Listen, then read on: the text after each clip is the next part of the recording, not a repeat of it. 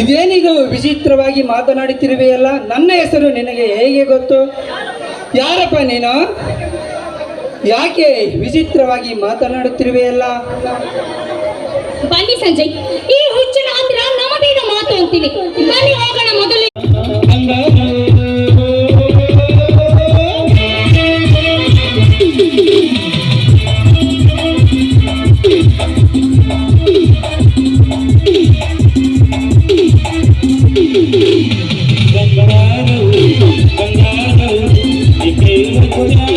ಬೆಲೆ ನೋವಿಗಿಲ್ಲ, ಹಣಕ್ಕಿರುವ ಬೆಲೆ ಗುಣಕ್ಕಿಲ್ಲ, ಸುಳ್ಳಿಗಿರುವ ಬೆಲೆ ಸತ್ಯಕ್ಕಿಲ್ಲ.